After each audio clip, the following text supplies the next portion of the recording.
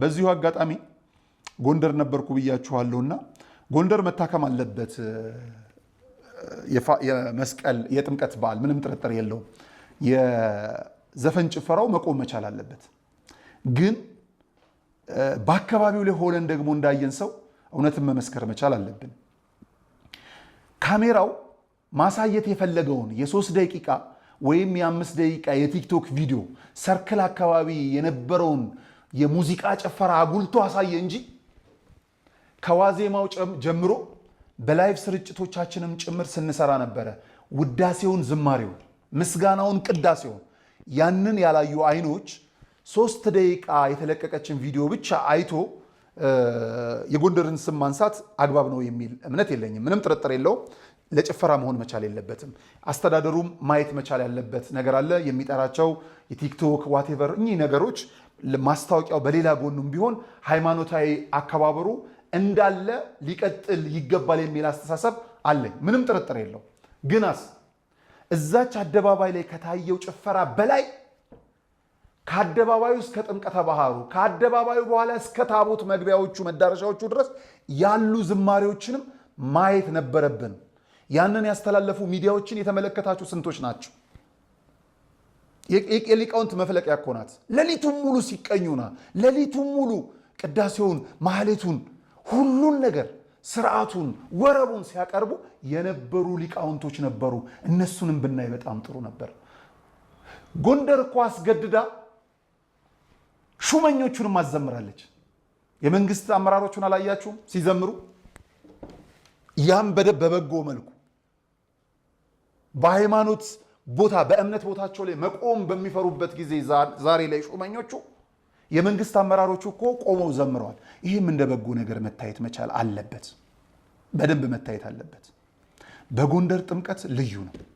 በእውነት በጣም ልዩ ነው። ወደ ገጠሪቱ አመጣለሁ። ጎንደር ላይ ልቆይና ያየሁትን ብዙ 2-3 ነገሮችን መመስከር ስላለብን፣ አንደኛ የሊቃውንቱ ምስጋና እጅግ ያስደንቃል።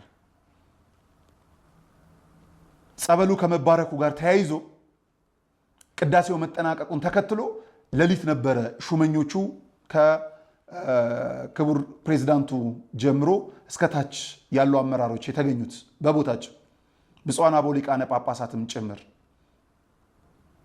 የጸሎቱ ተካፋይ የተደረጉት ንግግሮችም ሀገርንም ጎንደርንም ሊጠቅም የሚችል ቤተክርስቲያንንም በጣም የሚያስገርም ነገር ነው። ከዛ በፊት ብፁዕ አቡነ ሳዊሮስ ጎንደር ገብተው ነበረ።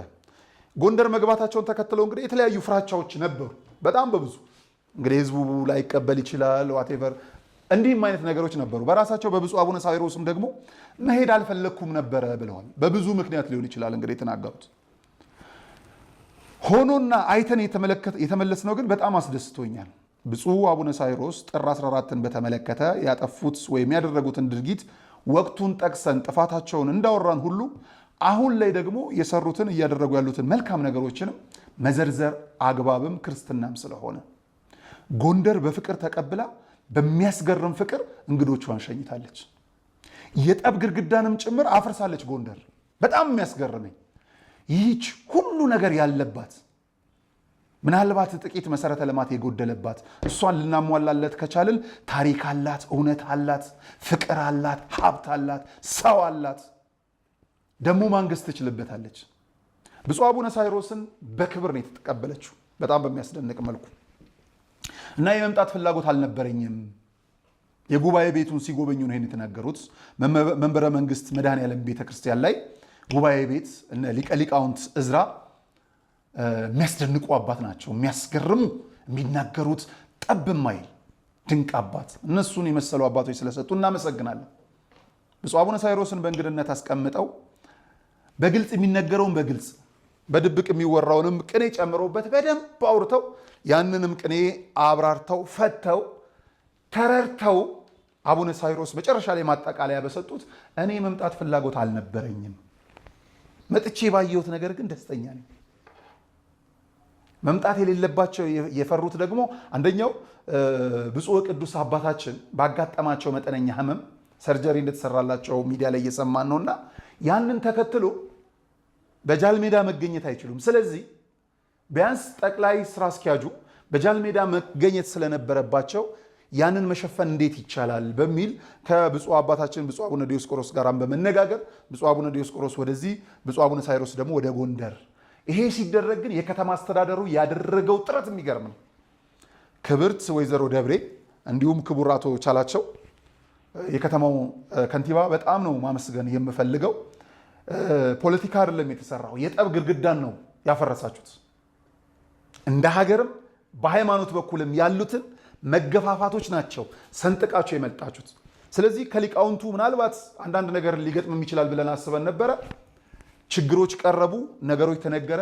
ብፁዕ አቡነ ሳይሮስ ሁሉ ችግሮችን የሚፈታ እግዚአብሔር እንደሆነ በመንገር ሙያ በልብ ነው፣ ግድ የለም ሁሉን ነገር እናስተካክለዋለን በማለት ሊቃውንቱን አስደስተው በሚያስገርም መልኩ ተመልሰዋል።